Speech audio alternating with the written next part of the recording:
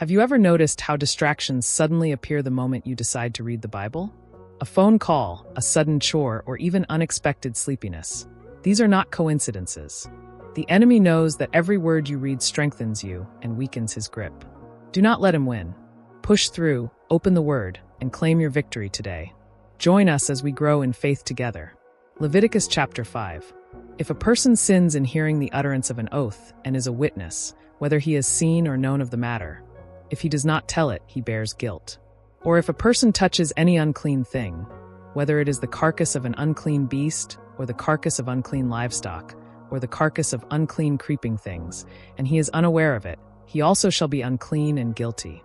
Or if he touches human uncleanness, whatever uncleanness with which a man may be defiled, and he is unaware of it, when he realizes it, then he shall be guilty. Or if a person swears, speaking thoughtlessly with his lips to do evil or to do good, whatever it is that a man may pronounce by an oath, and he is unaware of it, when he realizes it, then he shall be guilty in any of these matters. And it shall be, when he is guilty in any of these matters, that he shall confess that he has sinned in that thing, and he shall bring his trespass offering to the Lord for his sin which he has committed, a female from the flock, a lamb or a kid of the goats as a sin offering. So the priest shall make atonement for him concerning his sin. If he is not able to bring a lamb, then he shall bring to the Lord for his trespass which he has committed 2 turtle doves or 2 young pigeons, one as a sin offering and the other as a burnt offering. And he shall bring them to the priest, who shall offer that which is for the sin offering first, and wring off its head from its neck, but shall not divide it completely. Then he shall sprinkle some of the blood of the sin offering on the side of the altar, and the rest of the blood shall be drained out at the base of the altar. It is a sin offering, and he shall offer the second as a burnt offering according to the prescribed manner. So the priest shall make atonement for him for his sin which he has committed, and it shall be forgiven him. But if he is not able to bring 2 turtle doves or 2 young pigeons, then he who sinned shall bring for his offering 1/10 of an ephah of fine flour as a sin offering. He shall put no oil on it, nor shall he put frankincense on it, for it is a sin offering. Then he shall bring it to the priest, and the priest shall take his handful of it as a memorial portion and burn it on the altar according to the offerings made by fire to the Lord. It is a sin offering. The priest shall make atonement for him, for his sin that he has committed in any of these matters, and it shall be forgiven him.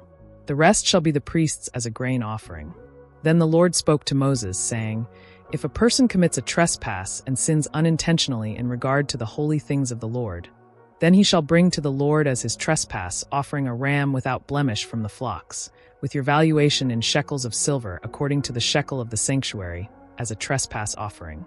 And he shall make restitution for the harm that he has done in regard to the holy thing, and shall add 1/5 to it, and give it to the priest.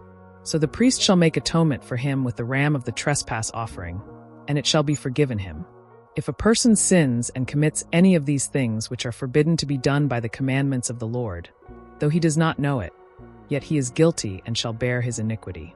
And he shall bring to the priest a ram without blemish from the flock, with your valuation, as a trespass offering. So the priest shall make atonement for him regarding his ignorance in which he erred and did not know it, and it shall be forgiven him. It is a trespass offering. He has certainly trespassed against the Lord. Leviticus chapter 6.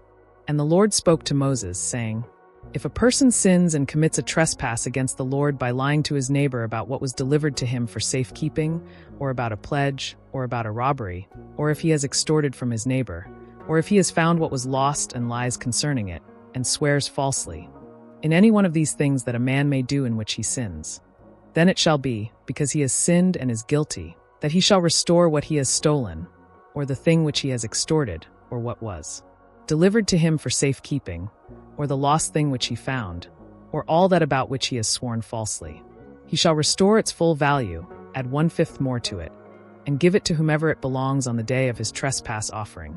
And he shall bring his trespass offering to the Lord, a ram without blemish from the flock, with your valuation as a trespass offering to the priest. So the priest shall make atonement for him before the Lord, and he shall be forgiven for any one of these things that he may have done in which he trespasses. Then the Lord spoke to Moses, saying, Command Aaron and his sons, saying, This is the law of the burnt offering. The burnt offering shall be on the hearth upon the altar all night until morning, and the fire of the altar shall be kept burning on it. And the priest shall put on his linen garment, and his linen trousers he shall put on his body, and take up the ashes of the burnt offering which the fire has consumed on the altar, and he shall put them beside the altar. Then he shall take off his garments, put on other garments, and carry the ashes outside the camp to a clean place.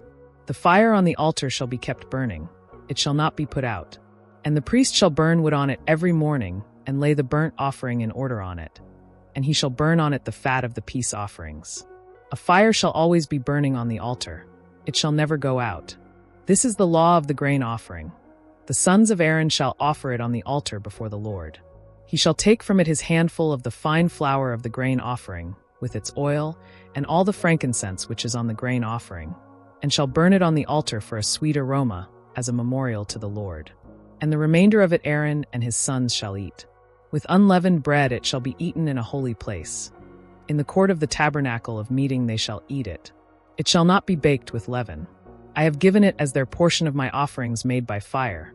It is most holy, like the sin offering and the trespass offering. All the males among the children of Aaron may eat it. It shall be a statute forever in your generations concerning the offerings made by fire to the Lord.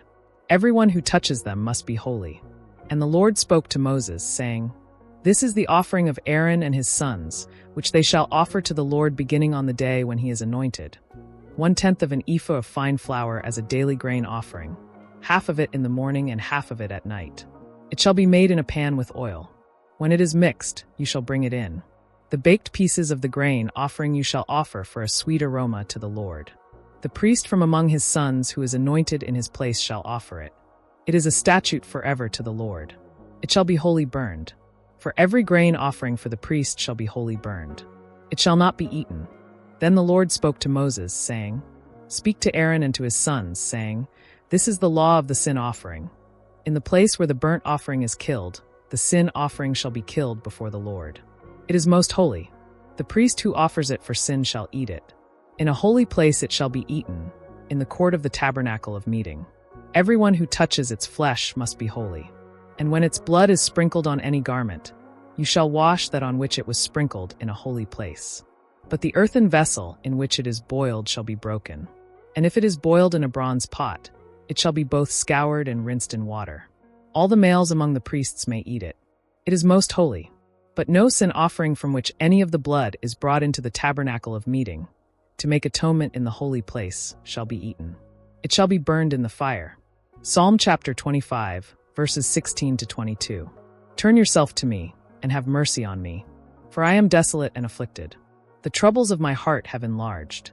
Bring me out of my distresses. Look on my affliction and my pain, and forgive all my sins. Consider my enemies, for they are many, and they hate me with cruel hatred. Keep my soul and deliver me. Let me not be ashamed, for I put my trust in you. Let integrity and uprightness preserve me, for I wait for you. Redeem Israel, O God, out of all their troubles. Proverbs chapter 6, verses 9 to 11. How long will you slumber, O sluggard? When will you rise from your sleep? A little sleep, a little slumber, a little folding of the hands to sleep.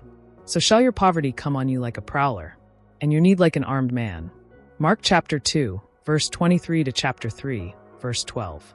Now it happened that he went through the grain fields on the Sabbath, and as they went his disciples began to pluck the heads of grain. And the Pharisees said to him, Look, why do they do what is not lawful on the Sabbath? But he said to them, Have you never read what David did when he was in need and hungry, he and those with him? How he went into the house of God in the days of Abiathar the high priest, and ate the showbread, which is not lawful to eat except for the priests, and also gave some to those who were with him? And he said to them, The Sabbath was made for man, and not man for the Sabbath. Therefore, the Son of Man is also Lord of the Sabbath. And he entered the synagogue again, and a man was there who had a withered hand. So they watched him closely, whether he would heal him on the Sabbath, so that they might accuse him. And he said to the man who had the withered hand, Step forward. Then he said to them, Is it lawful on the Sabbath to do good or to do evil, to save life or to kill? But they kept silent. And when he had looked around at them with anger, being grieved by the hardness of their hearts, he said to the man, Stretch out your hand. And he stretched it out, and his hand was restored as whole as the other. Then the Pharisees went out and immediately plotted with the Herodians against him, how they might destroy him. But Jesus withdrew with his disciples to the sea. And a great multitude from Galilee followed him, and from Judea and Jerusalem and Idumea and beyond the Jordan, and those from Tyre and Sidon, a great multitude, when they heard how many things he was doing, came to him. So he told his disciples that a small boat should be kept ready for him because of the multitude, lest they should crush him. For he healed many, so that as many as had afflictions pressed about him to touch him. And the unclean spirits, whenever they saw him, fell down before him and cried out, saying, "You are the Son of God." But he sternly warned them that they should not make him known.